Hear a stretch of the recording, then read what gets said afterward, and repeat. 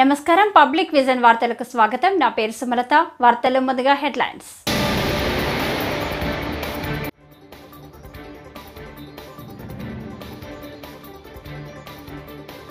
ఏపీలో వరద ప్రభావిత ప్రాంతాల్లో కొనసాగుతున్న సీఎం చంద్రబాబు పర్యటన.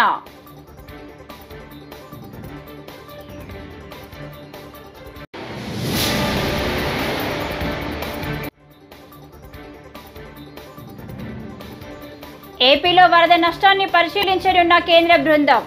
రాష్ట్రానికి కేంద్ర బృందం సభ్యులు.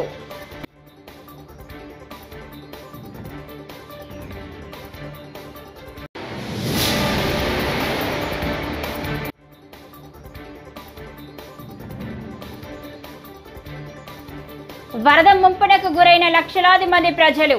జగన్ మొసలి కన్నీరు కార్చడానికి వచ్చాడన్న దేవినేని ఉమా.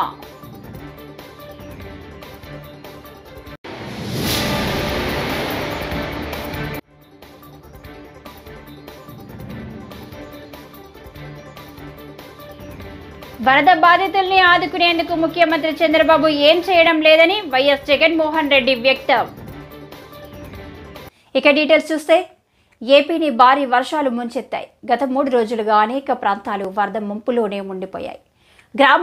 గ్రామాలు జల దిగ్బంధంలో ఉన్నాయి. ఈ క్రమంలో ఏపీలో కేంద్ర బృందం పర్యటించాలని నిర్ణయించింది. ఇప్పటికే కేంద్ర బృందం సభ్యులు రాష్ట్రానికి చేరుకున్నారు. ఏపీని భారీ వర్షాలు ముంచెత్తాయి. గత 3 రోజులుగా అనేక ప్రాంతాలు వరద ముంపులోనే ఉండిపోయాయి.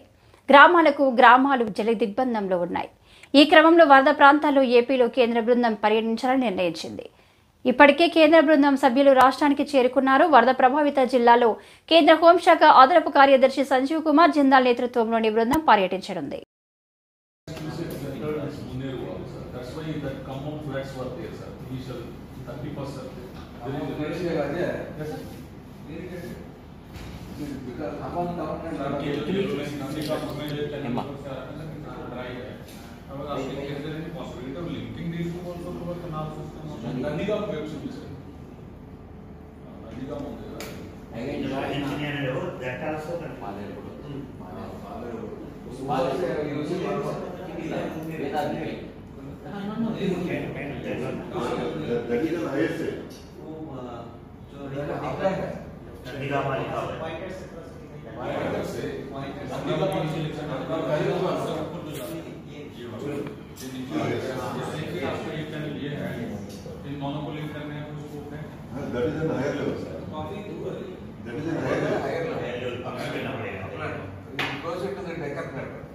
Actually, after joining this, Budameri is joining.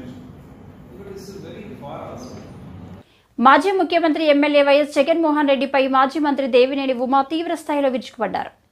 Budameru పాపం గత ప్రభుత్వానిదే అంటూ విమర్శించారు.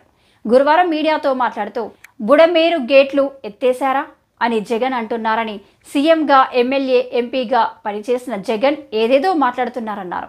చంద్రబాబుకు మంచి పేరు వస్తుందని జగన్కు ఆందోళనగా ఉందన్నారు. విజయవాడ నగరంలో పట్టుమని కొన్ని నిమిషాల్లోనే ఓదార్పు కార్యక్రమాలు చేసి పనిచేసే ప్రభుత్వం మీద విషం జిమ్మే కార్యక్రమాన్ని ఒక యంత్రాంగానికి ధైర్యం చెప్పి, ప్రజలకి ధైర్యం చెప్పి పరిగెత్తిస్తూ ఉన్న ముఖ్యమంత్రి మీద విషం జిమ్మటానికి కుట్రలో కుతంత్రాలతో, నీ నీచపు బుద్ధితో 5 సంవత్సరాలు వ్యవస్థలను నాశనం చేసి బుడమేరు డైవర్షన్ ఛానల్కి 37,555 క్యూసిక్ల వరద ప్రవాహాన్ని కృష్ణానదికి తరలించటానికి 464 కోట్లతో చంద్రబాబు నాయుడు గారు టెండర్లు పిలిపించి పనులు మొదలుపెట్టి దగ్గర 150 కోట్లు ఖర్చు పెడితే 5 సంవత్సరాల జగన్ రెడ్డి పరిపాలనలో, వైసీపీ ప్రభుత్వ పరిపాలనలో పనులను నిలుపుదల చేసి సిద్దిపేట జిల్లాలోని ఎమ్మెల్యే క్యాంపు కార్యాలయం వద్ద ఖమ్మం వరద బాధితులకు సరుకులు పంపే వాహనాలను మాజీ మంత్రి హరీష్ రావు జెండా ఊపి ప్రారంభించారు. ఈ సందర్భంగా ఆయన మాట్లాడుతూ బీఆర్ఎస్ ఎమ్మెల్యేలు, ఎంపీలు, ఎమ్మెల్సీల నెల వేతనాన్ని వరద బాధితులకు అందిస్తున్నామని చెప్పారు. సిద్దిపేట నుంచి ఉడతా భక్తిగా సాయం చేస్తున్నామన్నారు. మానవ సేవయే మాధవ సేవ అని అందరూ ముందుకు వచ్చి వరద బాధితులకు సాయం చేయాలని అన్నారు. ముఖ్యంగా ఖమ్మం, మహబూబాబాద్ జిల్లాలో తీవ్రమైనటువంటి నష్టం జరిగిన దరిమల సిద్దిపేట నియోజకవర్గం నుంచి ఆ ఖమ్మం, మహబూబాబాద్ ప్రజల్ని ఆదుకోవడానికి మరి స్వచ్ఛందంగా మా పట్టణంలోని వ్యాపారవేత్తలు, స్వచ్ఛంద సంస్థలు, బీఆర్ఎస్ పార్టీ నాయకులు అందరం కలిసి ఉడతా భక్తిగా వారిని ఆదుకోవడానికి ఈరోజు కొన్ని వాహనాలను ఖమ్మంకు పంపిస్తా ఉన్నాం. మళ్ళీ రేపు, ఎల్లుండి ఇంకా కొన్ని వాహనాలను తయారు చేసి మహబూబాబాద్ జిల్లా కూడా పంపించడం జరుగుతుంది. ముఖ్యంగా ఈరోజు ఒక 200 క్వింటాళ్ల సన్న బియ్యాన్ని, ఒక 2000 కిరాణా సామాన్ కిట్స్, ఒక 500 బ్లాంకెట్స్, ఒక 2000 బ్రెడ్ ప్యాకెట్స్, ఆలుగడ్డలు, ఉల్లిగడ్డలు తదితర సామాన్లన్నీ కూడా తయారు చేసి ఈరోజు ఖమ్మం జిల్లాకు పంపించడం జరుగుతూ ఉంది. ఈ విధంగా అందరూ కూడా ముందుకు రావాలని పిలుపునిస్తా ఉన్నారు. మానవ సేవయే మాధవ సేవ. కష్టాల్లో ఉన్న వాళ్ళని ఆదుకోవాల్సిన బాధ్యత సమాజంలో ప్రతి ఒక్కరి మీద కూడా ఉంటుంది. ఎవరి స్థాయికి తగ్గట్టు వాళ్ళు ముందుకొచ్చి ఈ ఖమ్మం, మహబూబాబాద్ వరద బాధితుల్ని ఆదుకోవాలని చెప్పి బీఆర్ఎస్ పార్టీ తరఫున నేను పిలుపునిస్తా ఉన్నాను. ఇలా ఏపీలో వరద ప్రభావిత ప్రాంతాల్లో సీఎం చంద్రబాబు పర్యటన కొనసాగుతుంది. ఎనికేపాడు వద్ద ఏలూరు కాలువ దాటి బుడమేరు ముంపు ప్రాంతాలను పరిశీలించారు. బల్లకట్టుపై వెళ్లి ముంపు బాధితులను పరామర్శించారు. గన్లు పూడిక పనులపై అధికారులతో ఆయన చర్చించారు. బాధితులతో మాట్లాడి సమస్యలను తెలుసుకున్నారు.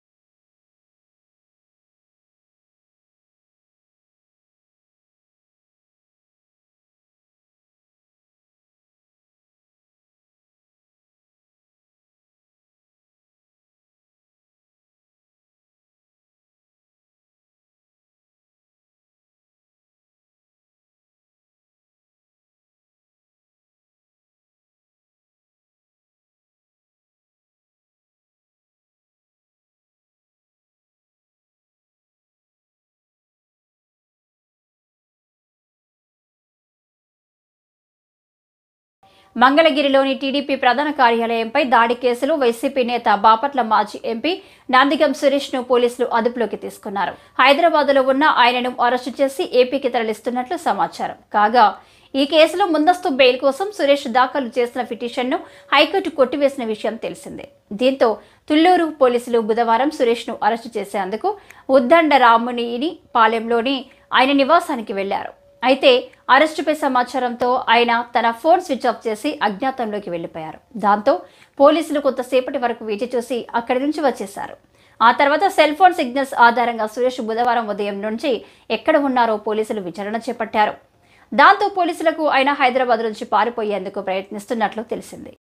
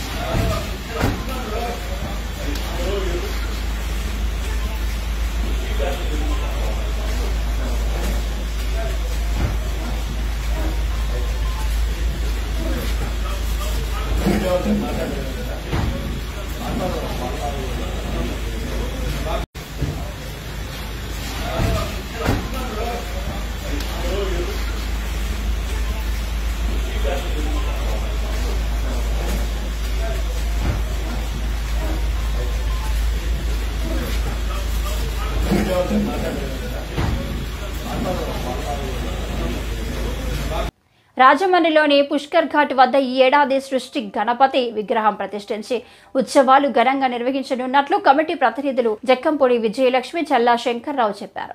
గురువారం రాజమండ్రిలో నిర్వహించిన సమావేశంలో వారు మాట్లాడారు. సృష్టి గణపతి విగ్రహాన్ని 7వ తేదీ ఉదయం 9:54 ప్రతిష్ఠించి ఉత్సవాలు చేస్తామన్నారు. ఉత్సవాలకు సహకరిస్తున్న ప్రతి ఒక్కరికి ధన్యవాదాలు తెలిపారు. గణపతి సుబ్రహ్మణ్యేశ్వర స్వామి మురుగన్ ఇద్దరు కూడా ఆనందములు. గణాధిపత్యం గురించి ఇద్దరు కూడా వాళ్ళు ఇద్దరికి కావాలని అడగటం జరుగుతుంది.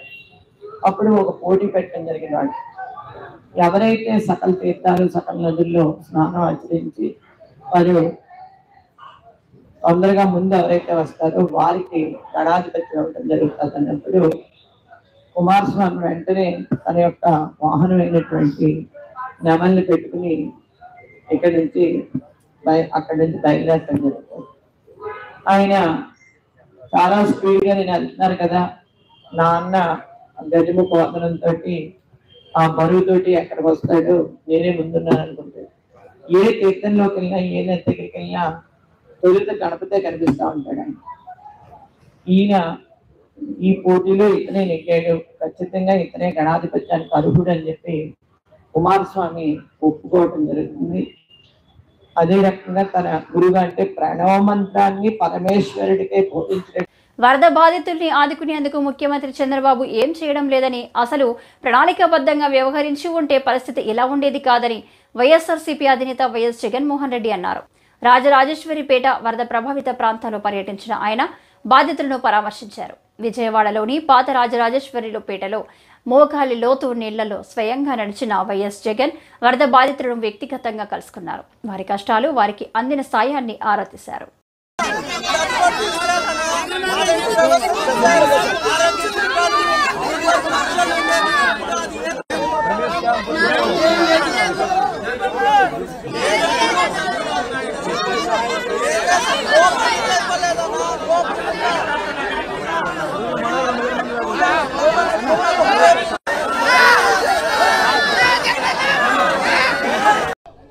చెప్పా పెట్టకుండా అర్ధరాత్రి 12 గంటలు దాటిన తర్వాత చెప్పా పెట్టకుండా బుడమేర మీద ఉన్న రెగ్యులేటర్ గేట్లను సైతం గేట్లు పైకెత్తాడు. గేట్లు ఎత్తడంతో నీళ్ళన్నీ పూర్తిగా విజయవాడ వైపు రావడం జరిగింది.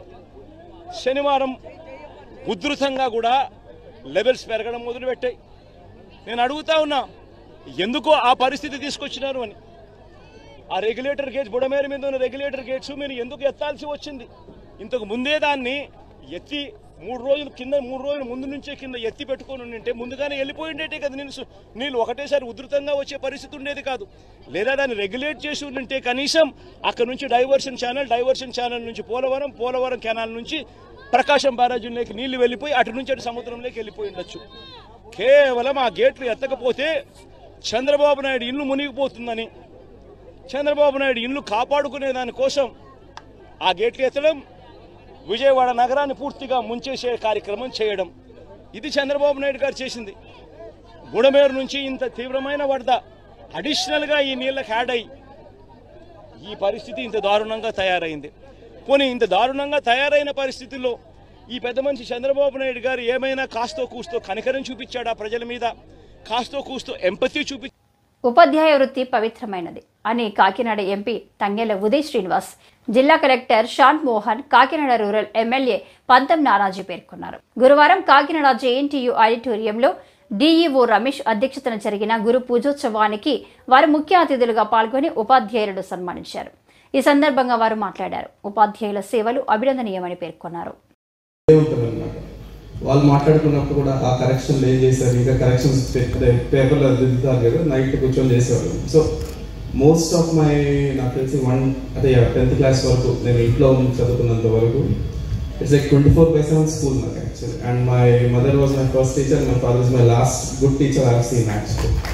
So person I mean it also. My father is the last good teacher I have seen.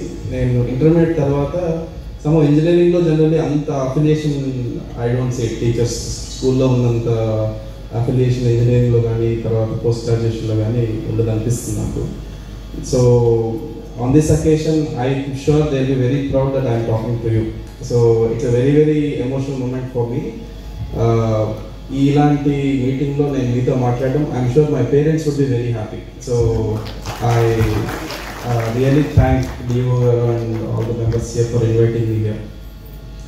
Having said that, నేను ఇంట్లో వాళ్ళు ఉన్నప్పుడు మాట్లాడారు అంటే నేను చిన్నప్పుడు మాట్లాడాను, ఇప్పుడు మాట్లాడే కాన్వర్జేషన్స్ చిన్నప్పుడు ఎప్పుడైనా నేను ఐ హావ్ నెవర్ సీన్ వాళ్ళు డ్రగ్స్ గురించో లేకపోతే ఏదో తాగేసి వచ్చారనో పిల్లలు ఇలాంటివి ఎప్పుడు నేను వినలేదు. యాక్చువల్లీ 10th క్లాస్ వరకు నేను ఎప్పుడు అలాంటి కాన్వర్జేషన్ ఇంట్లో వినలేదు. మా ఇంట్లో కానీ మా తాతయ్య వీళ్ళందరూ టీచర్స్ యాక్చువల్లీ. సో వాళ్ళు ఎప్పుడు ఎంతసేపు ఏదో ఈ ఏరియా నుంచి పిల్లలు సరిగా చదవట్లేదనో లేకపోతే వీళ్ళు ఇంటికి పంపించలేదు పనికి పంపిస్తాను ఇలాంటివి మాట్లాడే వాళ్ళు దొరుకుతాయి. ఫర్ ద ఫస్ట్ టైం నేను లాస్ట్ సమ్మర్ టైంలో దే టాక్ అబౌట్ డ్రగ్స్లో అంటే నాకు తెలియని మెటీరియల్ కూడా మాట్లాడతారు అనమాట. అంటే ఇది ఇలా ఉంటుంది, వైట్ పవర్ ఇలా ఉంటుంది, ఇలాంటివన్నీ వాళ్ళు తెలుసుకుంటున్నారు. The reason is they are finding the teachers పిల్లల దగ్గర. సో ఈ సందర్భంగా అంటే ఐఎమ్ షూర్ అందరం మిగతా మాట్లాడాలని నేను దానికి మళ్ళీ చెప్పదలుచుకోవాలి. బట్ వన్ థింగ్ మన చేతిలో నా ఒపీనియన్లో డిస్ట్రిక్ట్ అడ్మినిస్ట్రేషన్ నుంచి కానీ స్కూల్ ఎడ్యుకేషన్ డిపార్ట్మెంట్ నుంచి కానీ మీ చేతుల్లో మనం చేయగలిగే అత్యంత రాజమహేంద్రవరంలో జిల్లా బీజేపీ కార్యాలయంలో పార్టీ సభ్యత్వ నమోదు కార్యక్రమాన్ని ఎమ్మెల్యే నల్లమిల్లి రామకృష్ణారెడ్డి, బీజేపీ నేత సోము వీర్రాజు, బొమ్మల దత్తు, శ్రీదేవి గురువారం ప్రారంభించారు. ఈ సందర్భంగా ఎమ్మెల్యే నల్లమిల్లి రామకృష్ణారెడ్డి మాట్లాడుతూ ప్రతి 200 సభ్యత్వాలు నమోదు చేసేలా కార్యాచరణ రూపొందించామన్నారు. ఈ కార్యక్రమంలో పలువురు బీజేపీ నాయకులు పాల్గొన్నారు. వేదిక ముందున్న భారతీయ జనతా పార్టీ కుటుంబ సభ్యులు, మీడియా మిత్రులు అందరికీ పేరు పేరున నా హృదయపూర్వక నమస్కారాలు. గత 2 రోజులుగా మనం ఈ సమావేశం నిర్వహించుకోవాలి. ప్రకృతి వైపరీత్యం కారణంగా మనం వాయిదా వేసుకుంటూ ఈరోజు ఈ కార్యక్రమాన్ని నిర్వహించుకుంటూ ఉన్నాం. ఇప్పటికే 2వ తేదీన ప్రధానమంత్రి గారు భారతీయ జనతా పార్టీ జాతీయ అధ్యక్షులు నడ్డా గారి చేతుల మీదుగా సభ్యత్వం స్వీకరించి ఈ కార్యక్రమాన్ని ప్రారంభించడం జరిగింది. మరి ఈరోజు ప్రపంచంలోనే అతి ఎక్కువ మంది సభ్యులు కలిగిన పార్టీగా భారతీయ జనతా పార్టీ ఉంది అనేది మన వ్యక్తిగతంగా ప్రతి ఒక్కరికి కలపడం ద్వారా కానీ ఎక్కువ మందిని సభ్యత్వం చేర్పించే విధంగా ప్రతి ఒక్కరూ కృషి చేసిన అవసరం ఉందనేది కూడా ఈ సందర్భంగా మీకు తెలియజేస్తా ఉన్నాను. ఉదాహరణకి మా గణపతి నియోజకవర్గంలోనే గతంలో ఉండే పరిస్థితికి ఇవాళ పరిస్థితి భిన్నమైన పరిస్థితిని చూస్తూ ఉన్నాం. మొన్న కేంద్ర మంత్రివర్యులు శ్రీనివాస్ వర్మ గారు అదేవిధంగా వీర్రాజు గారు మా నియోజకవర్గంలో పర్యటించడం జరిగింది. ఆ రోజు ఒక వైస్ ఎంపీపీతో పాటు 3 సర్పంచులు, 4 ఎంపీటీసీ సభ్యులు, అదేవిధంగా వార్డు సభ్యులు అనేక మంది చేరడం జరిగింది. ఈరోజు కూడా ఒక గ్రామం నుంచి దాదాపుగా 150 మంది వరకు ఇవాళ పార్టీలో చేరడానికి వారు ఉత్సాహం చూపించారు. ఈరోజు మధ్యాహ్నం ఏదైతే మేము నియోజకవర్గం సమావేశం సభ్యత్వాల గురించి పెట్టడం జరిగిందో ఆ సమావేశంలో వారందరినీ చేర్చుకొని సభ్యత్వాలు ఇవ్వాలనేది కూడా నిర్ణయం తీసుకోవడం జరిగింది జిల్లా పార్టీ అధ్యక్షుల యొక్క అనుమతితో. అదేవిధంగా అనేక గ్రామాల్లో భారతీయ ఆంధ్రప్రదేశ్ సత్యవేడు నియోజకవర్గం ఎమ్మెల్యే కోనేటి ఆదిమూలం తనను లైంగికంగా వేధించాడంటూ ఓ మహిళ ఇవాళ మీడియా ముందుకు వచ్చింది. తిరుపతిలోని ఓ హోటల్లో ఎమ్మెల్యే తనపై జరిపిన లైంగిక వేధింపులకు సంబంధించిన వీడియోను బయటపెట్టింది. దీనిపై ఏపీ సీఎం టీడీపీ జాతీయ అధ్యక్షుడు చంద్రబాబు నాయుడుకు ఫిర్యాదు చేసింది. సీఎంకు రాసిన లేఖను మీడియాకు విడుదల చేసింది.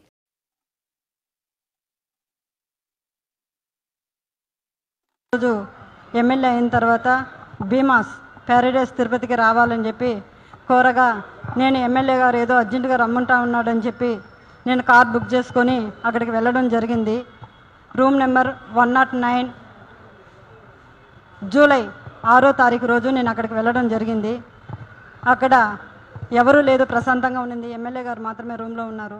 నేను వెంటనే రూమ్లోకి వెళ్ళడం నా పైన బలాత్కారానికి పాల్పడిన తర్వాత నేను అతనికి లొంగిపోవడం జరిగింది. జరిగిన తర్వాత ఈ విషయం ఎక్కడైనా బయట చెప్పావంటే నేను చంపేస్తాను, నీ కుటుంబాన్ని చంపేస్తాను అని చెప్పి బెదిరించడం జరిగింది. అందువల్ల నేను ఎవరికి చెప్పుకోకుండా నేను సైలెంట్గా ఉండిపోయాను. మళ్ళీ ఇంకొకసారి ఫోన్ చేసి నువ్వు కానీ రాలేదంటే నేను మళ్ళీ నీ కుటుంబాన్ని, నీ భర్తని చంపేస్తానని చెప్పి నన్ను బెదిరించడం జరిగింది. బెదిరించడం ద్వారా నేను మళ్ళీ అక్కడికి భీమాస్ ప్యారడైస్కి వెళ్ళడం జరిగింది. వెళ్ళిన తర్వాత నేను పూర్తిగా ఆయన్ని అవాయిడ్ చేస్తూ వచ్చాను. నేను అవాయిడ్ చేశానని తెలుసుకున్న అతను నాకు పదే సైకోలాగా నిమిషానికి ఒకసారి ఫోన్ చేయడం జరిగింది. అది గుర్తించిన నా భర్త, ఎమ్మెల్యే నీకు ఎందుకైతే ఇన్నిసార్లు కాల్ చేస్తున్నాడని చెప్పి నా మొబైల్ ఇంచేసి నన్ను కొట్టడం, నన్ను బెదిరించడం చాలా చేశాడు. చేసిన తర్వాత నేను ఆ బాధను భరించలేకుండా నాకు జరిగిన బాధని నేను ఆయనతో వివరించడం జరిగింది. వివరించినప్పుడు నా భర్త ఇలానే నీకే జరిగిందా, చాలామందికి జరిగిందా అన్నప్పుడు చాలా మహిళలు, గవర్నమెంట్ ఎంప్లాయీస్ కూడా ఉన్నారు ఇందులో, మహిళలు చాలామంది బలైపోతున్నారు చెప్పాను. నేను చెప్పినప్పుడు ఆయన సూచించాడు నన్ను, చాలామంది మహిళల్ని కాపాడుకొని మనం బ్రతకాలి, మనం కాపాడుకోవాలని చెప్పి ఆయన నాకు ఒక పెన్ కెమెరాని అరేంజ్ చేసి ఇవ్వడం జరిగింది. జరిగిన తర్వాత ఆగస్టు 10వ తారీఖు భీమాస్ ప్యారడైస్కు 1:30 వెళ్ళడం జరిగింది. అక్కడ జరిగిన కామ క్రీడలను నేను రికార్డ్ చేసుకొని తీసుకొచ్చి నా భర్తకి ఇవ్వడం జరిగింది.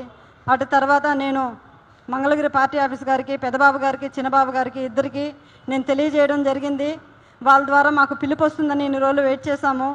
తర్వాత ఈ బుడమేరు గన్ల పూడిక పనుల్లో రాష్ట్ర జలవనరుల శాఖ మంత్రి నిమ్మల రామానాయుడు నిరంతరం శ్రమిస్తున్నారు.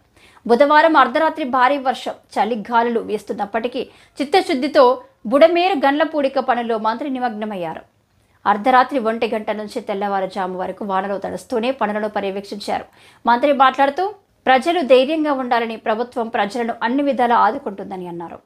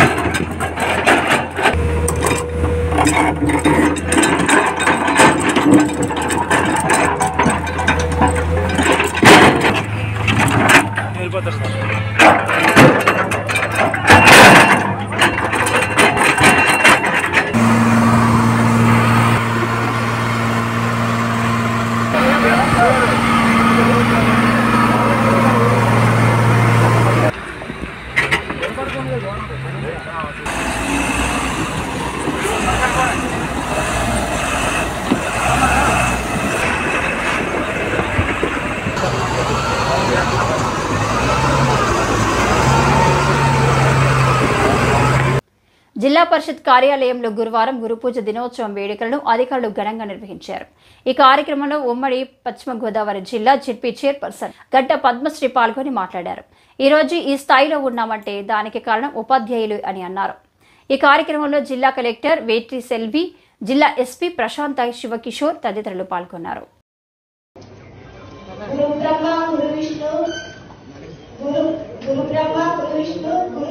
సాక్షాత్తు తస్మై గురవే నమః అని అంటారు. విద్య అనేది ఒక గొప్ప వరం. విద్య లేకపోతే మనం దేనికి కూడా పనికిరాము. మనకి ఏది నేర్పించాలన్నా కూడా విద్యతో సాధ్యమవుతుంది. అంత విద్యని మీరు అందిస్తున్నందుకు ఉపాధ్యాయులందరికీ కూడా ప్రత్యేకమైన ధన్యవాదాలు తెలియజేసుకుంటూ, అదేవిధంగా 1962లో ఈ ఉపాధ్యాయుల దినోత్సవం మొదలైంది. అప్పటి నుంచి కూడా ఇది ఒక ఆనవాయితీగా జరుగుతూ ఉంది ప్రతి సంవత్సరం కూడా. ఈ రోజు ఇక్కడ మీ అందరం కూడా ఇలా కూర్చున్నామంటే అది ఒక టీచర్ వల్లనే అవుతుంది. ఈరోజు ప్రజలకి రక్షణ కల్పించాలంటే ఒక పోలీస్ ఆఫీసర్ అవ్వాలి. అదేవిధంగా ఒక బ్రిడ్జ్లు నిర్మించాలంటే ఒక ఇంజనీర్ తయారవ్వాలి. మన ఆరోగ్యం అంతా కాపాడుకోవాలంటే, ఆరోగ్యాన్ని ఇవ్వాలంటే ఒక డాక్టర్ కావాలి. మన అందరికీ న్యాయం కావాలంటే ఒక లాయర్ అవ్వాలి.